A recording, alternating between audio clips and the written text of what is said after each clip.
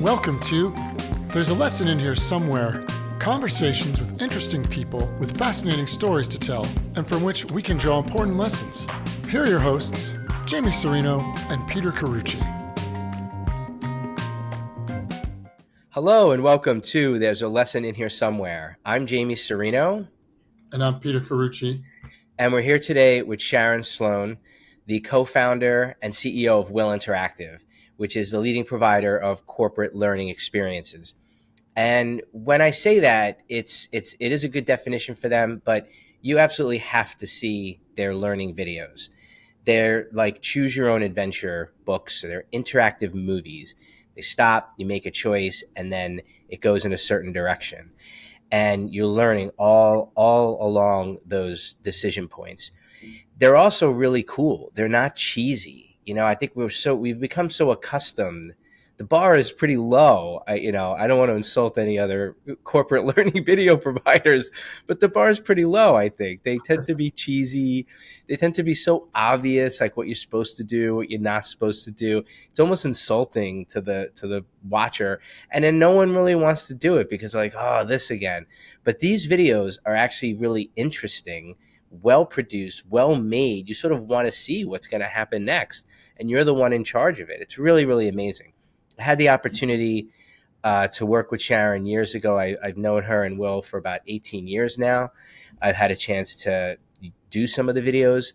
Really, really impressive stuff and just very interesting. So we're going to talk about those. We're also going to talk about education. We're going to talk about how we learn. We're going to talk a little bit about mental health. We're going to talk about the different things that Sharon helps corporations address, like inclusion and other corporate social responsibility elements. So there's a ton of stuff in here, and I'm so excited to be speaking with Sharon. Sharon, welcome. Thank you. Thank you, Jamie. Lovely to be here. I really appreciate the opportunity to chat with you and your audience. Hi, Peter. And if you could maybe do a more complete, more full introduction for yourself and Will, that would be great. Okay, well, I'll give you a little bit of background. We really started out answering the question, what does it take to go beyond traditional education or training to engage people at a level that affects their behavior in a positive way? And the reason that this happened is that I'd spent a lot of time in education and training, and well-intentioned people, lots of time and money spent on training that really didn't translate to anyone doing anything any differently in the workplace. And so we said, what could we come up with? What could we invent that would accomplish this? And the answer was that if we could combine the neuroscience of learning, how people actually make decisions, which, by the way, is not how most people think they do, with the power of story, which since the beginning of mankind is how people pass messages down and engage other people, and the appeal of a great movie. We remember a scene we saw in a movie 10 years ago. We forgot what we ate for breakfast yesterday. And then gaming, the idea that people really want to win and we wanted to have an interactive experience. And so we came up with this idea of the interactive movie, which originally became patented as an interactive behavior modification system. You'll chuckle at this, Jamie, you may remember this. There were actually people back then who said to us, like, what are you guys doing? No one will ever play video on a computer. Right. So funny. And here we are, of course, using it on our phones and all of this great stuff. And now introducing, we'll talk about this a little bit later, I'm sure, introducing AI into this and all kinds of things. But it's been interesting. We've gotten to work with some really amazing people, the military, leading healthcare organizations, corporate giants. But at the end of the day, people are people, and it's all about really meeting them where they are and caring. I always say, connect first, educate second. Yeah. And I think that, your videos do that. They draw you right in, and there is this connection, and there is this, you are meeting them where they are. you're not insulting anyone's intelligence or anything. So maybe we could start with that neuroscience of learning and how you have that as a root, and you have the psychology background and everything. Maybe we could start there. Okay, sure. So, we human beings are pretty complex creatures. But if we want to just get our handle around it a little bit, we have three domains in our brains. So, one is the psychomotor domain. That's the physical stuff. How fast can you run? How high can you jump? We don't really do much in that area. And the next one is sort of the cognitive domain: knowledge, skills, information, facts. That's where a lot of education training focuses, and quite frankly, too much focus there, and that's why it doesn't work. And then there's this affective domain, which is sort of the emotional side of us: our Mm, belief systems, all of our previous experiences, our feelings, kind of what makes each of us who we are. And we call them perceptual filters. It's almost like we all have this invisible pair of glasses that we wear, and that's how we see the world. And so, if we can meet people at the intersection of that cognitive domain, give them good knowledge, information, and skills, and understand the affective domain, how they're going to take it in, there's kind of a sweet spot in the brain, and that's where we really make decisions. That's the sticky point. mm. That's where learning needs to focus. Yeah. So people will take in like the sort of hard information, combine that with their emotions, with how they feel, Effective, right? right? And all of that's happening unevenly, right? Does and so so can you tell me a little bit more about how you do that, how you get them to combine that, and how you get them to interact and help with that decision making and learning? Sure. Well, first of all of our interactive movies, all of our programs are based on actual experiences. We do a lot of research, focus groups, interviews. We walk the halls in Yeah. organizations. We talk with people, and that's why it's not phony or made up or Hmm. goofy looking, like nobody would ever say that or do that around here, because somebody did do that. They did say that around here, Right. or at least in a place that's similar to your Right. workplace. So that's the first thing. And then the second thing is that we take that, and of course, we fictionalize it and dramatize it in the movies, but we put that into a context, into a story, film it with very high quality, Hollywood quality movies. And then all of the computer technology, all the software, as you make decisions, it's changing what's happening in that movie based on Mm. your choices. So you and I might have completely different experience with the same product. If we find someone who needs some remediation, they'll get that in a very positive way, whereas someone else who doesn't need that won't ever even see that sequence of videos or touch Yeah. screens. Yeah. That's cool. It really is a lot like choose your own adventure kind of mindset. You're choosing, and I think it's very important that the act of that person engaging the material through choice also gives them a buy-in and increases the engagement for that person watching that video. I can see that very powerful. You know. Absolutely. It's personalized, Yeah. and yet it's never so in your face that people feel defensive. See, that's the other thing. It's got to be real enough that people identify, but not so personal that anything ever comes across as an attack or Mm. blaming or accusing people, because then your defenses go up and their learning opportunity is pretty much lost. So it resembles your world enough that draws you in, but it's not saying, well, Jamie did this or Peter did that. Yeah.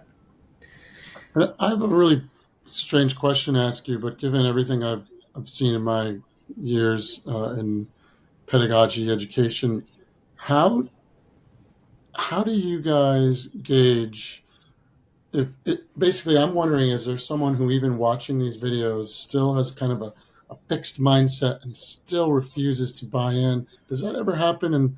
And through the pathway that they select through the videos, how is that handled at every turn, or is it something you guys think about when you craft each film and each interactive video? Is it, like how do you handle someone who's just so stubborn, perhaps, for lack of a better term? That's a great Does that happen? question. A great question. So here's the thing. We are descriptive but not prescriptive. In other words, we're going to immerse you in a situation and you're going to make the choices and see the outcomes of those choices. But we're never going to say, oh, you're a bad person because you did this, or you're not smart because you did that. What we do are two things that are very powerful in influencing behavior. One is you get to walk in someone else's shoes. So let's say that you're someone that has very strong opinions on whatever it is, diversity and inclusion, workplace violence, sexual harassment, cybersecurity, whatever it is. You have those fixed opinions. And so we're never going to say you're wrong, but we're going to allow you to play things out and see where they go. And if you end up in a place that's not where you want to be, you have the opportunity to go back and try different choices and see if you end up in a better place where you want to be. The other thing it does is it gives people the opportunity to see themselves as others see them. And I actually think all of us could use more of that beyond our interactive movies, but in life. And, it's so hard to really understand how you're coming across to someone else. Mm. Think that you're listening, you think that you come across with a certain persona, but how are you being received? How are you really being heard? Well, you can play things from the opposite perspective. So let's take, for example, and this may resonate, we did a program around helping veterans reintegrate into the civilian workplace. And one of the portions of the program is you play it from the veteran's perspective, who has just, left the military, and the hiring manager's perspective, who has never had any experience with the military. And you can actually be both of those people Mm. and see it from both of those perspectives.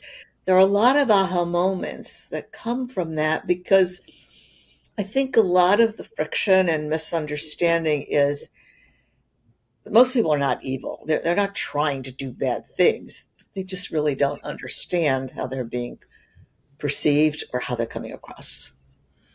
Yeah, I think that's a really powerful thing there. And you said even just in life, if we all, were to be shown that.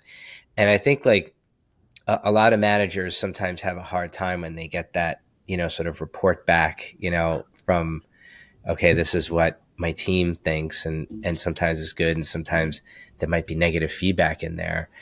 And so do you work with companies on that sort of team interaction and how can we be more productive? How can we get along better? Do you do any kind of work with companies on that?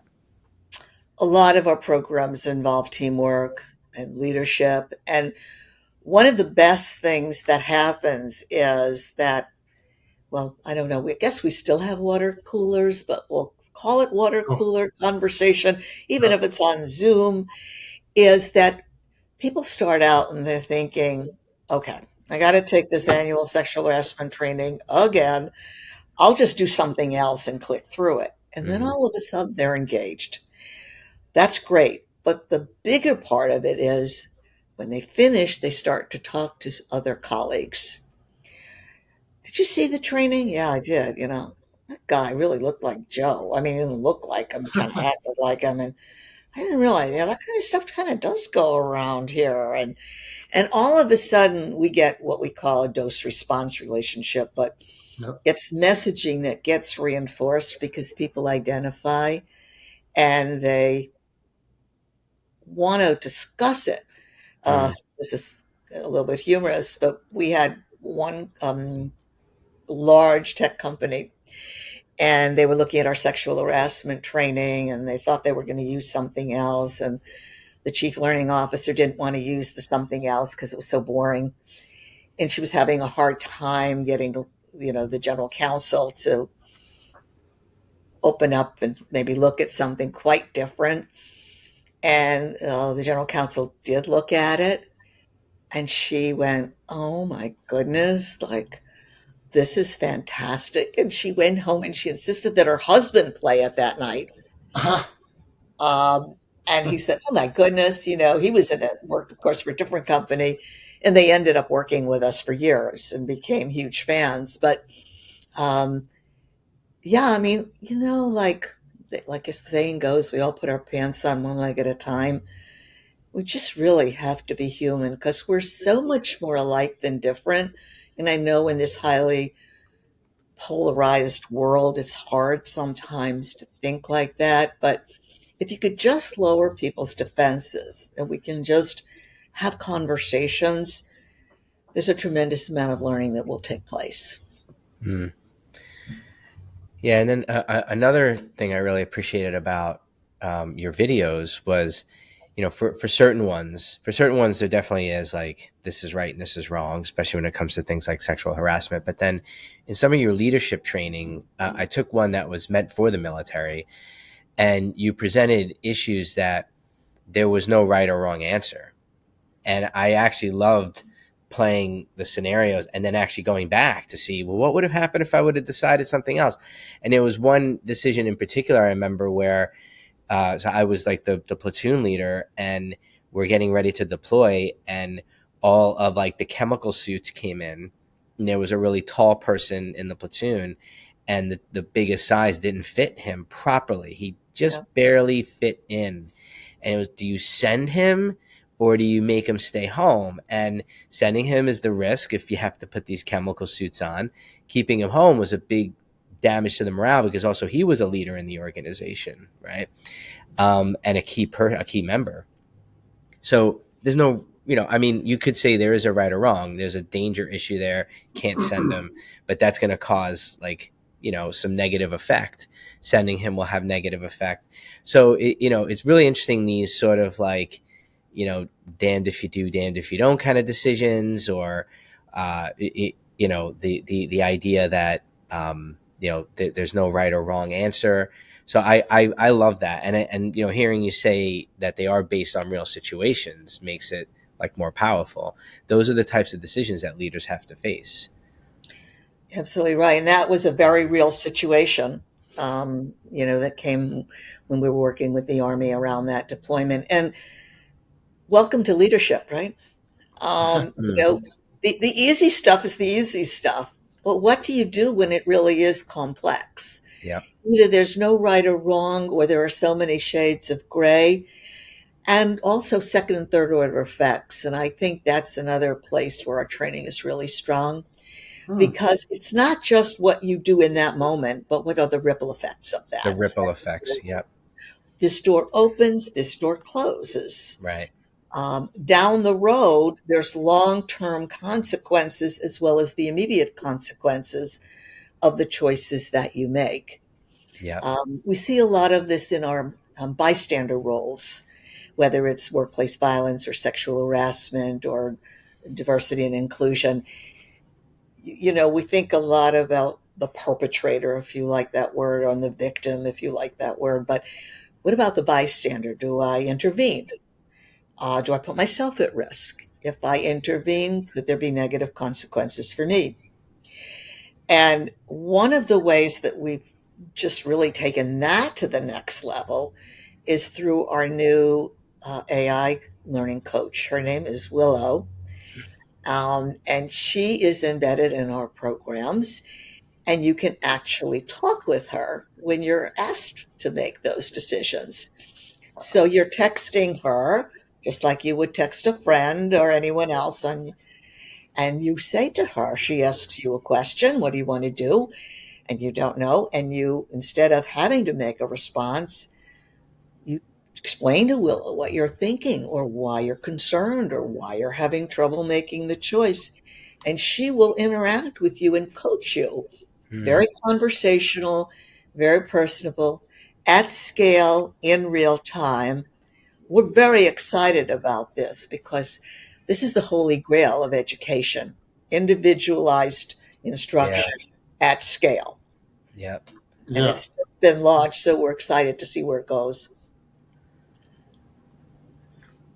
You know, I I'm really fascinated by the, I said this before, but also the level of engagement that Will seems to be able to create in the participant. Are you familiar with Charlotte Danielson's work in education and Not pedagogy? too much, not too much. So, domain three for her is student engagement, or how well does someone engage in material, and Mhm, taking ownership or agency and ownership over the situational awareness as mhm, well as the interactive awareness is very powerful. I mean, now yeah. I have a strange question. When these are done so individualized, maybe it's because I'm not as familiar as Jamie is. Do you do these in full group settings and allow groups to decide what the next situation will be together, or is it strictly more individualized by person? Do you know what I mean by that question? I And know what are the exactly what results when you the mean. group has to work together? Mm.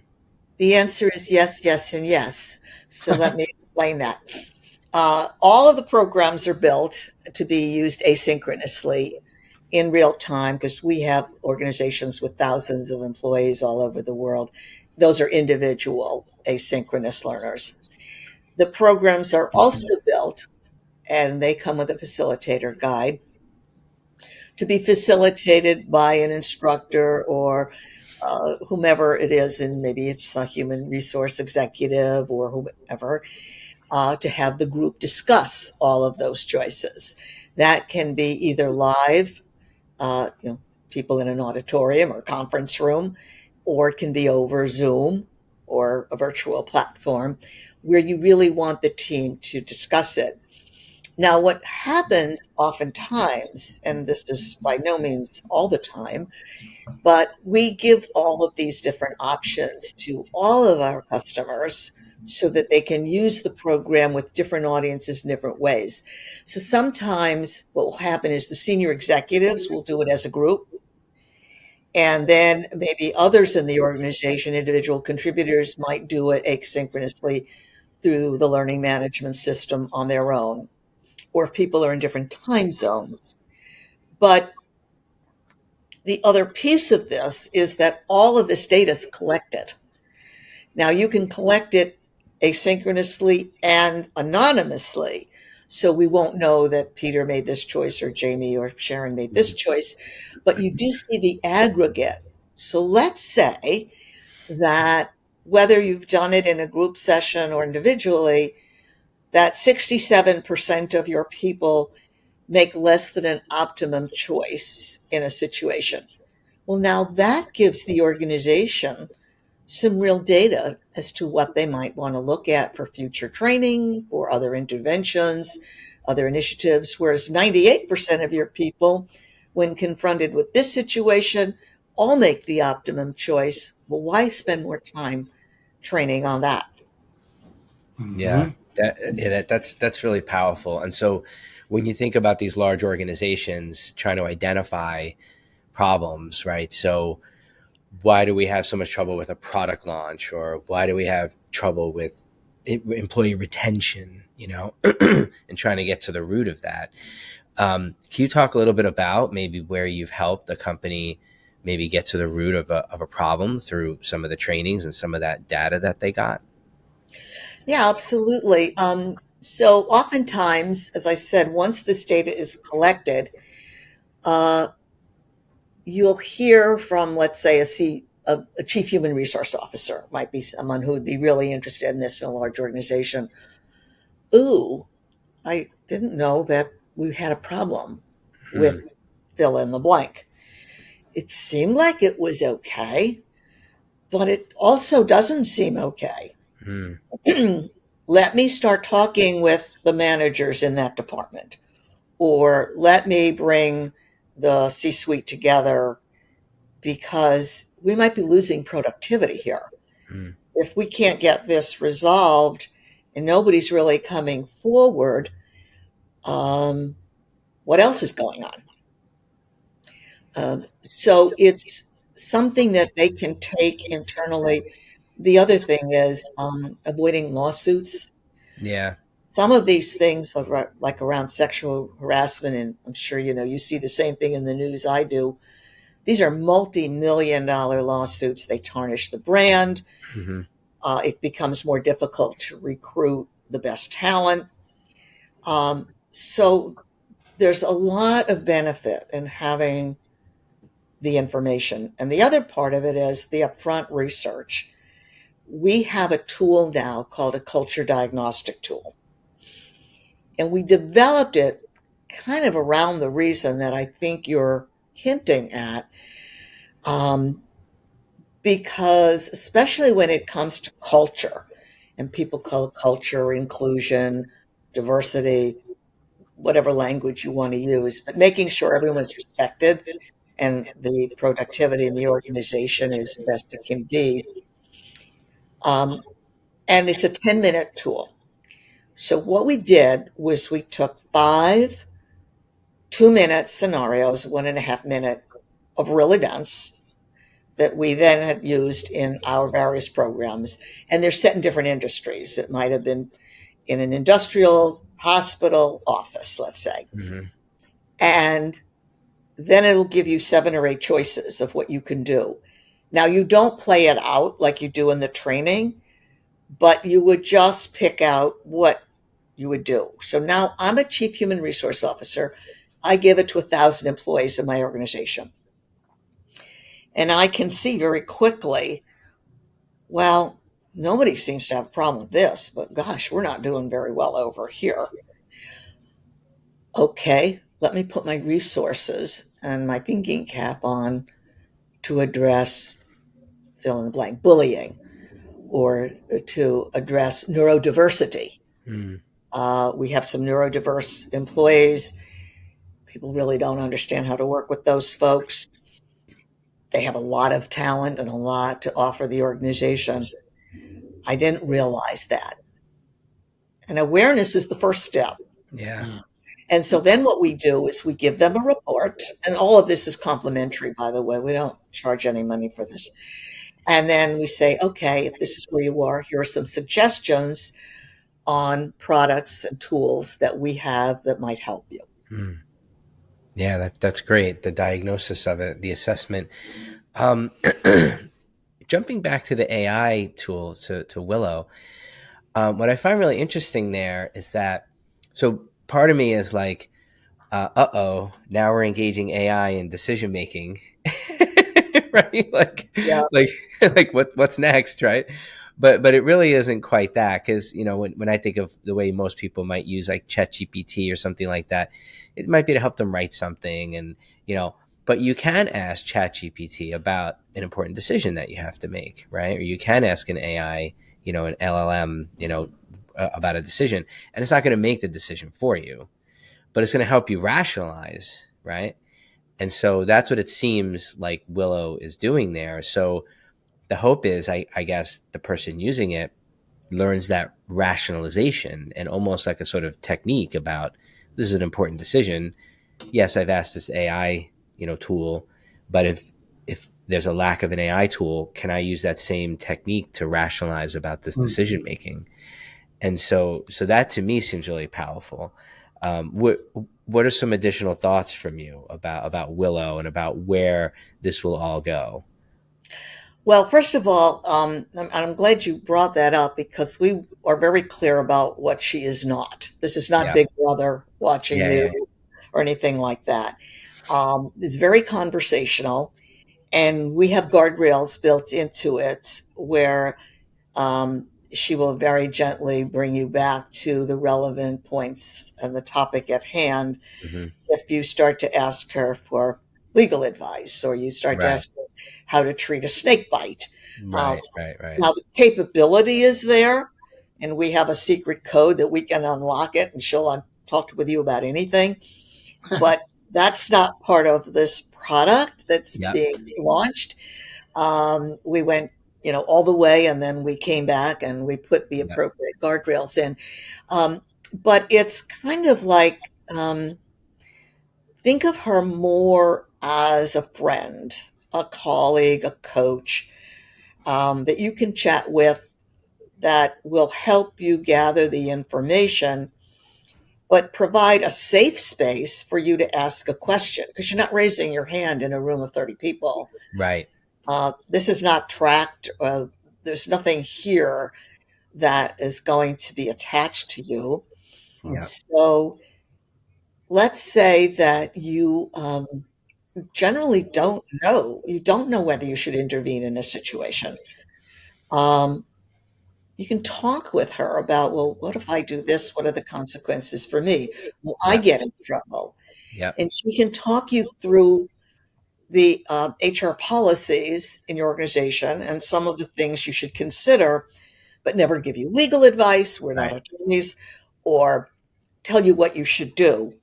It's more to build critical thinking.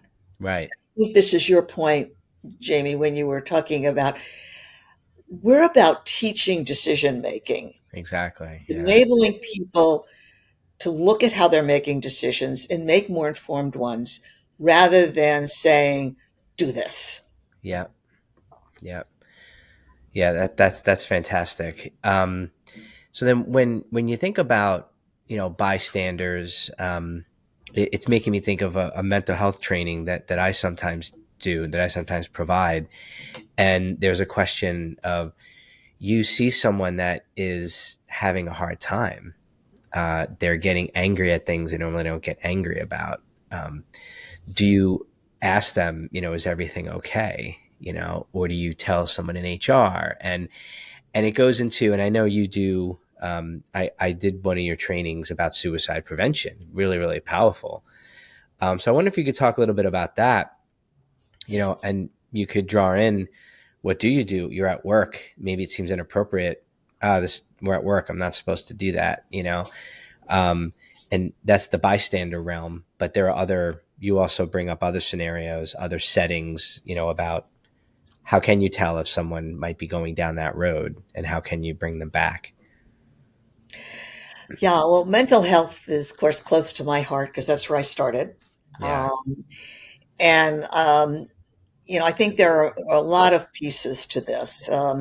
Interestingly enough, one of the scenarios in the culture diagnostic tool is about an employee, again, based on real events, who sees her boss struggling.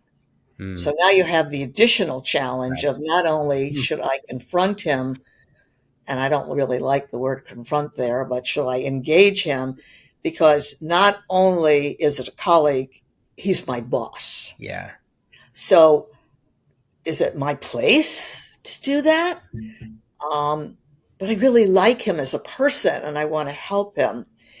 And so, what are some of the options, and how might I go about it? And the other thing is, we give people some role modeling, like words to say, ways to go about it. Because Yeah. That's remember, good. you mentioned the Army suicide intervention that we did a number of years ago, which was very interesting and almost scary for me at the time, because the Army was facing a suicide crisis Yeah. of like 25 suicides a month, which is, of course, Gosh. unconscionable and frightening. And when they called us to the Pentagon and asked us if we could engage our methodology around this, there were, of course, skeptics. And, one of the people said, well, wait a minute, if we do an interactive movie around this, will we give people the idea to commit suicide?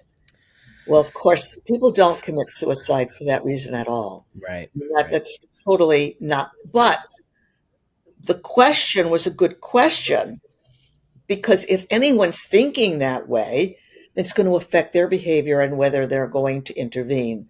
Well, Yes. we ended up building that interactive movie, the one that you saw, Jamie, called Beyond the Front. And there was actually a worldwide stand down. The Army was so on top of this that during a 30-day period, every American soldier and Army civilian around the globe used the program. and we reduced Army suicide by over 60%. I mean, it Wow. was so enormously successful Amazing.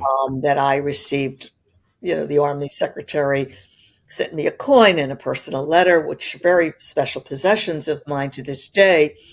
But more important was I actually got phone calls from people that say, "You saved my husband's life, you saved my Mm. daughter's life." So it's extremely powerful. But in terms of, what pulls people into mental health, and we've seen so much challenge around resilience and burnout, especially with COVID, I think that one of my things that I believe is really important, and I hope we do a better job of it, is mental health gets siloed.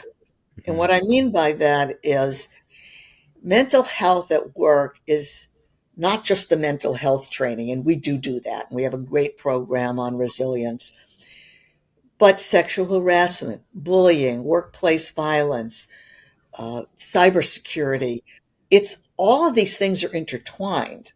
They all create stress at work. Yeah. They all create challenges. And we did a program that we partnered with Yale, Yale New Health on, called the Thriving Clinician. Of course, we all know the clinicians, the doctors and nurses, when COVID hit, my goodness, I mean, Mm.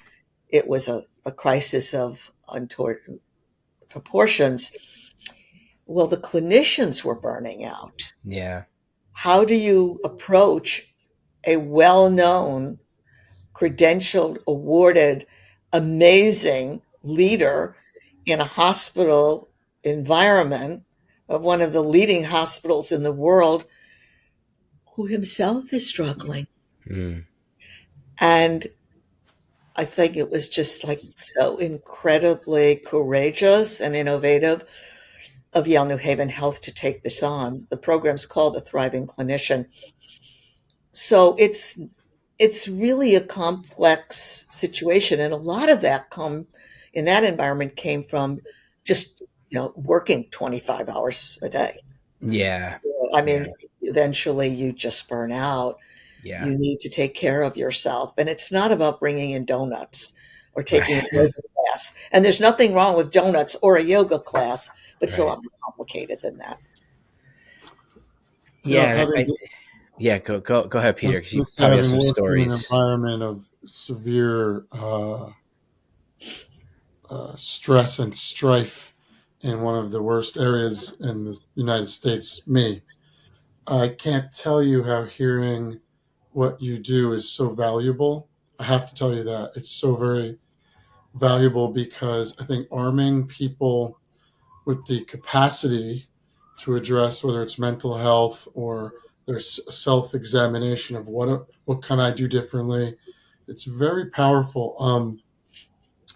And I want to stay on this topic of mental health, if you're okay with that. Do you find that through some of the, I guess, what are some of the biggest challenges you face in providing that? Like, for example, that story when you're at the Pentagon and the generals are like, is this going to create more suicidal ideation by showing these videos? Just the opposite happened. I mean, are there other struggles you've had or challenges trying to, and I'm thinking more maybe in the corporate bubble, or how receptive, I want to know what that reception looks like. I mean, is it a challenging experience for you guys? Yes, and it's really interesting too because the people that really understand the impact of mental health on the organization, it's not only the right thing to do, but from a business perspective, let's just take all the humanity out of it, which of course we would never want to do. But strictly from a bottom line perspective, people are struggling, then they can't possibly work in the proper way and the team will fail and so forth. And I think, one of the things that comes to mind is a, a Fortune 500 company. Uh, Nobody realized it, but one of the senior executives took his life, and the team was shocked. how didn't we see what was going on with so and so? God, if we had known, we would have tried to help him. Uh, so a lot of what we do is educating people on the warning signs. And, you mentioned, Jamie, someone suddenly who was very even tempered becomes angry, or somebody who, always showed up for work on time and joked around is missing days and not calling in. And we have two workplace violence programs also right now. One of them is active threat response. It's actually active shooter, which is, of course, the worst possible scenario, but it happens, as we all know. And the other one is something where it's an employee who was not given a promotion, and he feels that he should have gotten the promotion rather than the employee who received the promotion. And how does he handle that? And how does the manager handle that when he confronts the manager? Um, Now, if as I talk about that, companies are purchasing those programs for two reasons. One, there's requirements in some states like California to do workplace violence prevention training. But secondly, they also realize that even not in California or states that require it, it's a big problem. And so when we talk about mental health, that's mental health. But that's not what people think of when they think of mental health. So, one of the things that we do is we take a very broad view of the workplace and the things that contribute to well being and resilience and being comfortable enough to ask someone a question if you think they're struggling. And how do you do that? So, it's very jolting when something like this happens and people say, how come none of us realized what was going on? Yeah.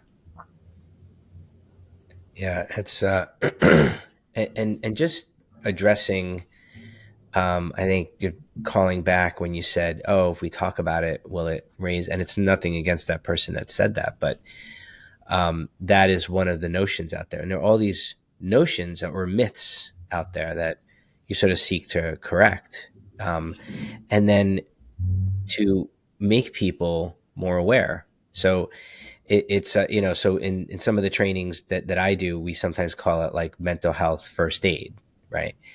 And so sometimes you might see something and it's like, okay, get a Band-Aid on it at least, or, stop the bleeding, so to speak. And then that person maybe then needs to be referred to someone else. How can you be sort of aware of those types of situations in the same way you might if someone became physically hurt? And there are clear warning signs, and to make more people aware of those, and then to undo some of the myths. Like I remember that myth, from the '80s, actually, right? It's like, oh, the heavy metal music, and, and and if we talk about it, it's going to increase, and then you feel like that was disproven, but then I don't think everyone got that memo, so to speak, right? And people in the field take it for granted. I think that everyone knows that, and most people don't. So I think that training is really good, and I come across it as I do just the in-person trainings and stuff like that. And I remember your movie and making those decisions. And again, what's right, what's wrong, what's going to happen here. It's powerful. And so Peter, you and I were talking about this a little bit, and you had to deal with this in schools. Yeah. So what did that look like? Well, I think what I'm hearing, Sharon, your program is amazing at also creating a strange degree of empathy in a work environment for each other. I would say compassion, but it's really just awareness of each other's needs to work better as a team. Um, in the environment that I worked in, I mean, I saw stuff like this every day, whether it was an active shooter to suicide to things of a nature people shouldn't see every day. And I think that if I had access to this kind of training, I would have brought it in immediately. I've been, you know, I can't stop thinking about that story you just related about one of those executives. I wrote a song once about two close friends of mine who had taken their lives, and I had no idea that even they were struggling, and so it takes years to get over something like that. And I think the power in a group setting of relating to each other and being aware of each other's needs is almost entirely overlooked, because you gotta, wait, what are we doing today? What's our task today? And we live in whether it's the army or a corporation or a school, it doesn't matter, a hospital, what's going on? Let's go. And people get so caught up in that kind of, I'm just seeing a hamster on a wheel in my head right now, that they don't actually slow down and take the time necessary to even just interact, to be aware of each other's, whether it's social or emotional needs or even just actual needs. And I'm very fascinated, because it sounds like your program here has actually not only helped to do that, but has has the right ingredients necessary to do that. Like, I'm big about engagement, right? So, like, whether it's a teacher in a classroom, how do they keep all the kids engaged? Mhm. Or if you're a business leader, and I've done these trainings with some CEOs where they're trying to get their C-suite to all agree on the one mission that they all want to do, but everyone just needs to sell. So they're all in their own little bubble, and they don't care about that mission. I think I like seeing that your program actually helps create a singular kind of mindset around some of that work. You know what I mean? I'd like to hear more, if you could, Sharon, of maybe some successes that you've had where you've seen turnarounds, like Yeah. that inspiring story about the military and suicide. That's just remarkable. Well, what you're really talking about is culture. Um, the culture of an organization is huge. It's a catch-all term in some ways, but I think what we see is that once we start to open up that conversation and people realize that it's actually a strength to Mm, identify these challenges, exactly. there's nothing weak about Yeah. this at all. Whether it's an individual coming forward and saying, I need some help, or it's an organization saying, we want to make sure our culture is as strong as possible. Everybody will tell you we care about our people, right? That's motherhood and apple pie.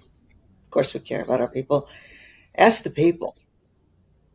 Um, Now, that works both ways. And one of the interesting things I've noticed over the years is some of the strongest organizations are where the people care about their leaders, and not because they're going to be responsible for their promotion or their raise, but there's actually a bond Mm. where we're working together and we care about each other as human beings. That doesn't mean you have to be everyone's best friend.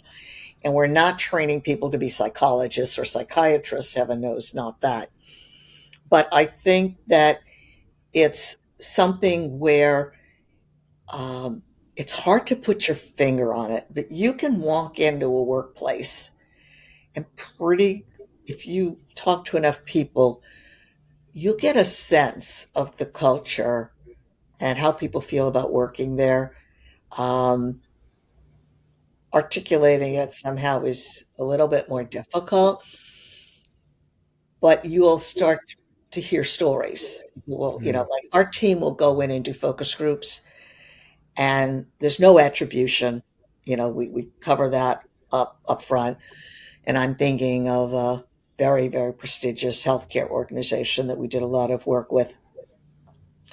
And it's like um, there were some very, very well known prestigious medical personnel, doctors, doing some not very good things at all in terms Mhm. of younger people in their organization.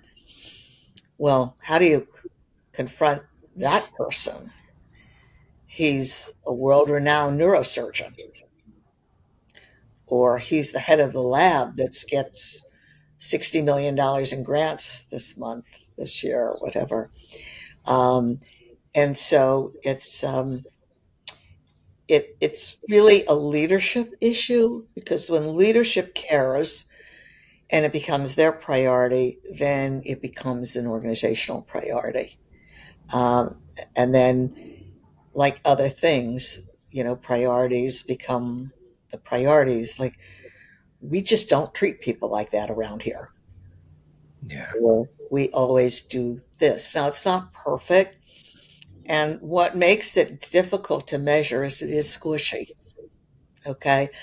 Plus, organizations are not going to give you a lot of hard data on that. And I understand why. So we're not going to say, oh, well, okay, we reduced the number of suicides in our organization, unless you're like the military where it's public information. Um, but what we will hear is, and we have clients who've been with us for years and years, you're making a difference in Yeah. how it is to work here, and and our company, and how we're thriving, and the caliber of people we recruit, and our retention and our brand. And that's where we see the benefits.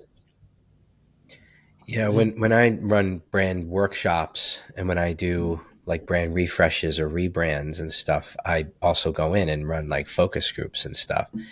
And I'm not sort of seeking the same exact type of information as you, but I begin to hear stories, And it's really interesting when I'm in an organization where there is alignment and the people there are happy, morale is high, and there's alignment between what the leader is saying and what people that are far from the leader are saying, right? And then it's interesting when there's not alignment there. And it'll even be this like, oh, well, on our website we say this, but in reality, this is what happens, And people on this outsider coming in, and people can't wait to unload, right? They can't wait to tell me about this, and hearing all these stories, And so it does become part of the fix for the brand because, maybe yeah, like most times that brand is tarnished on the outside because there's something going on the inside, and that's kind of like a corporate problem there. Then what you're talking about, it's a cultural problem that becomes a sort of corporate problem, and and that's not even mental health related. It could be, or working there might not be great for a person's mental health. But it's interesting that you were talking about that, and Pete and I were talking about focus groups and stuff because he does the team building exercises and focus groups again. And so what are the problems that need to get fixed?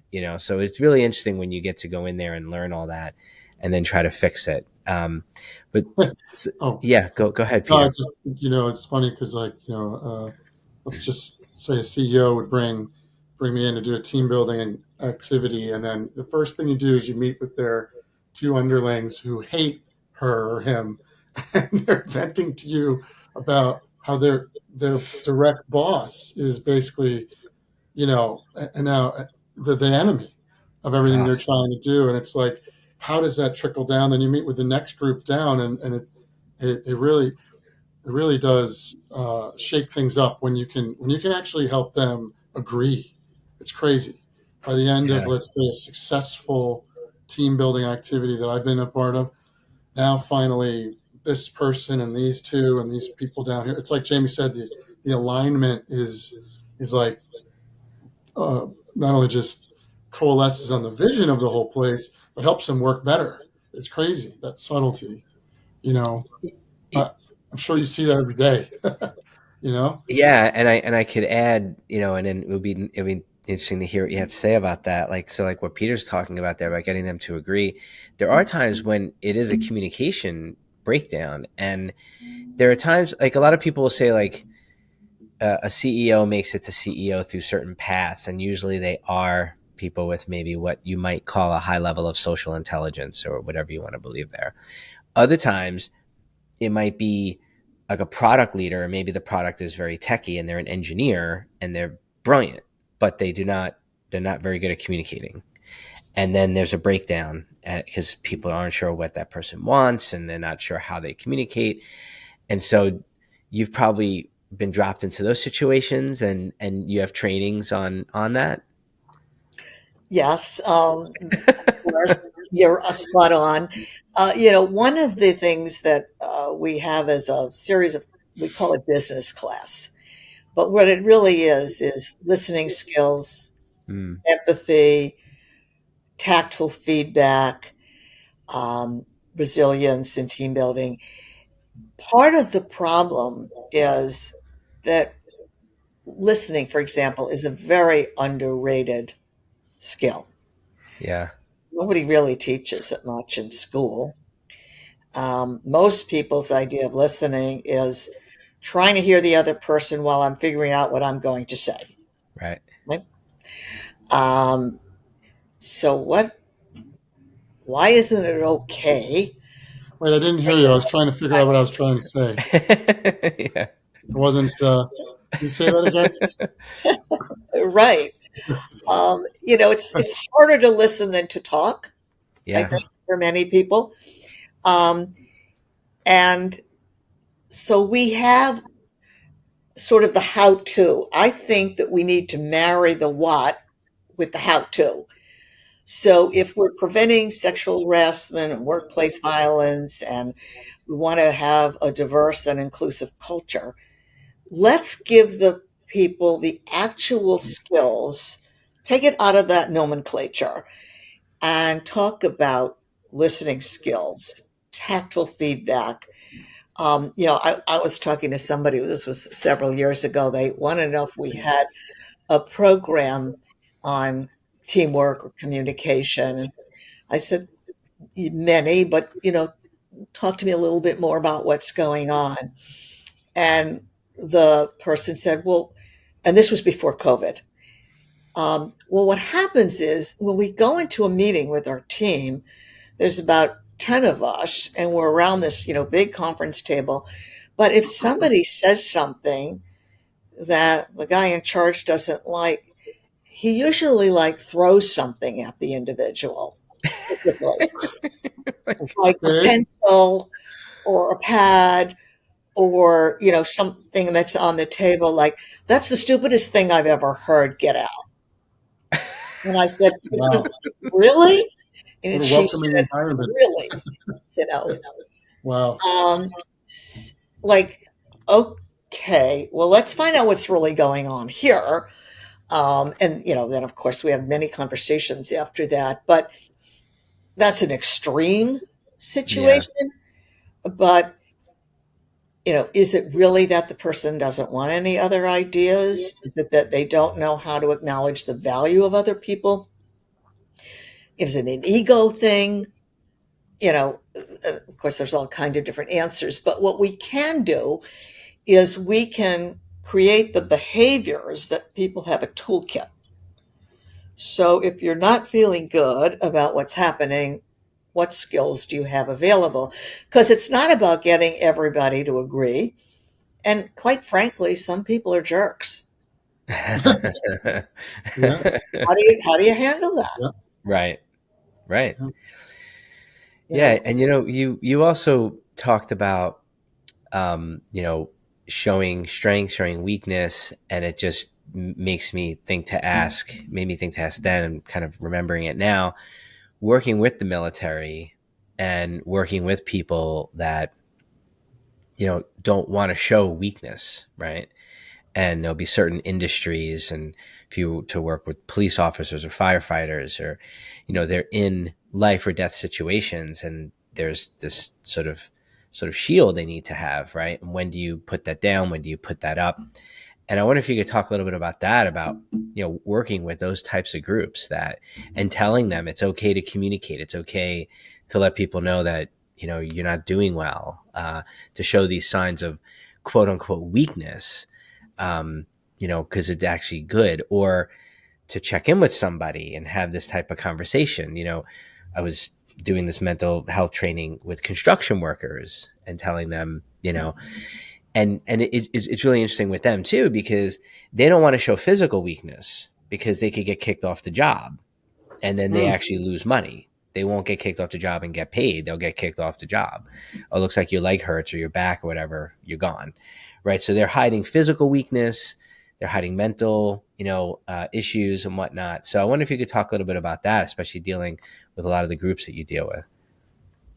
Yeah, we do work with law enforcement, the military, healthcare. We have a new program actually coming out called Common Ground Industrial, which is in that blue collar environment, warehouse, transportation, and Yep. so forth. It's around sexual harassment, bullying, and abusive conduct because that's a different environment, but the issues are really the same. Um, and I think that it really has to be about checking in and are you okay? Like if sometimes the language that you use can make a big difference in how comfortable people are about that sort of thing. Mm-hmm. And then sometimes it's actually the environment is creating stressors where if you change the workflow, you can actually improve the stress. Yep. And then it's really not about coping, it's about the underlying problems of that environment. Can we do something to actually improve the situation, the Mm-hmm. circumstances? And are people open, to having that kind of a conversation? So I think that whether it's, law enforcement, the military, healthcare, corporate, industrial, but you have to sort of put it into their world. Mm-hmm. And see, one of the problems with training on this, especially e-learning, software based, is some people think that, let's say I'm working in a hospital and you're working in a warehouse, that if I just take the background behind the video and mine looks like a hospital and yours looks like a warehouse, Right. that's customized training. Right. It doesn't work that way at all. Yeah. It's got to look like, sound like, and feel like your world. Yeah. And that's why it's so important to get it right. Yeah. So I think that's a big part of it. I always say to people when they're buying the training, if they're the decision maker, people in leadership, would you want to take this training? Mm-hmm. If you wouldn't want to take it, if you didn't feel valued, if you didn't think it was a good use of an hour of your time, then why are you forcing your people to do it? Yeah. Let's find something else that's going to add value because that's how you're perceived. You have to walk the talk. Yeah. And it has to be, people won't take it seriously if they are just going to get, and that's what happens. You have people joking around about it. And like you said, they're taking it and doing something else. One other question I wanted to ask, and Peter, if you have anything else, and as we look to kind of conclude, was just about like learning styles. And I just happened to be reading an article about it. I don't know that much about like learning styles, and I think each of you would know a lot more than that. But I was just reading an article about debunking. It was saying it was debunking the myths of learning styles, that um, saying I'm a visual learner or I learn better, through auditory learning, is people may feel that, but the data doesn't prove that they actually do better in those types of things. And I just bring this up because you're actually accessing a few different, mediums to have people learn. And it's more of a curiosity question. And wondered if you had an opinion on that, or if you thought about that, or how that plays into, when you create your videos. Yeah. So I think first of all, there's most people learn from personal experience. That's Mm, where we learn most of what we do in life. It's just what happens to us in the real world and situations. The next thing is, kind of what we learn from other people. And then finally is what is training or education. I think it's less about the style, it's really about the level of engagement.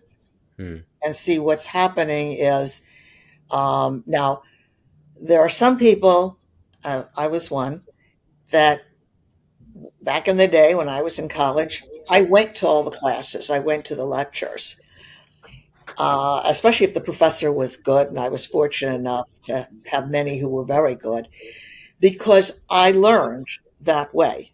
I took notes. I like people and I like to hear what people have to say, and I like that engagement. Now, other people would maybe not go to the lecture, but they'd spend more time reading the textbook and going over the notes. So I do think that people have, preferences in mm. terms of what they gravitate toward, but I really think it's getting in the zone. They talk a lot about being in the zone, whether you're playing a video game or watching a movie or hopefully doing our training. If you're really leaning in and you're really involved, you will learn. And also, learning needs to be active, not passive. Yeah. It's very important that you're interacting with it and what you do and say and feel is being reflected back to you. I don't know, Pete, what do you think about that? Well, it sounds like your program has hit the nail on the head because you could doesn't really matter how the modality of how someone might, like I might be more of an auditory learner or a visual learner. It really is like you're saying, the level of engagement. They call it performance tasks or um, project-based learning when people are actually building a project together or performing a task together. They actually learn so much better than if they're just sitting there, passively watching something or listening to something. But I think what I love about what Will does, what your program does, is that it forces them in some way to not only it piques their interest, but and there's some verisimilitude to what they're going through in their own life, in the setting, whether it's a hospital or military or whatever. And then all of a sudden they're actively having choice and agency in what their next what their decision making and what the next outcome will be. I think that's huge. I think that's probably the most powerful way to allow a group of people or an individual to learn. I think it hits the nail on the head. um, and I just want to say, in conclusion, I hope everybody uses what you guys offer because that's very powerful.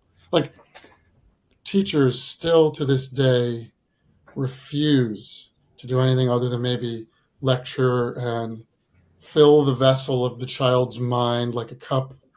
And that's not actually how kids learn. Staff, like your analogy of the CEO throwing a pen at the person and kicking him out. That's not productive for a group environment. It's just not productive. And so I think it benefits everyone to have that level of empathy and engagement. And then you're going to see a hospital working better, a company working better, military organization of your choice working better. I mean, honestly, I think everyone could benefit, Sharon, from your trainings. Yeah. And you also mentioned experience, and that's one of the things that your trainings do is Yeah. you sort of have an experience. Like, let me see what it's like to make that decision and see what happens. And now I'm the character in there and I'm experiencing that. And that sort of burns that in, I think, a little bit deeper. And it's the storytelling also that you were talking about in the beginning. So really powerful. So yeah, you're Experience definitely combining a lot. Yeah. Yeah, experience is the best teacher. So what we're doing is we're providing a virtual experience Yep. so that because some things you don't want to experience in life. They're too Right. painful, they're too dangerous, they're too expensive. Right. So here you have the benefit of having gone through the experience without the risks, And we're Yeah. basically changing people's defaults. We're Yeah. building muscle memory the same way you would at the gym if you do enough reps, so that when you confront a similar situation in real life, your default, your reaction is different. Many Yeah. people talk about instinct. Much of instinct is actually learned behavior. People don't Mm. realize that, but it's actually your reaction comes from learning through different Yeah. experiences that you've had. So we give people the benefit of that without the cost and the time of having to live through everything before they face something similar in real life. Yeah. All right, Sharon. Thank you very much. So everybody can go to willinteractive.com. And I'll put that in the show notes and whatnot. Is there anything else you'd like to add, Sharon? Well, also, we're having the webinar on Wednesday. I don't know when this will air, though, when you'll be out, but we have another one on November 13th. Come to our website because we often do demonstrations of Willow and our Yeah. programs. And we love to have conversations with people. We love to learn.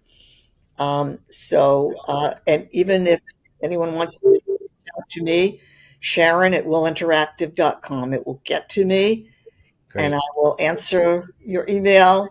Uh, Ask me a question or share an experience you've had. We're very collaborative and we love to engage with folks that are interested in this kind of thing. Excellent. Well, thank you so much for spending the time with us.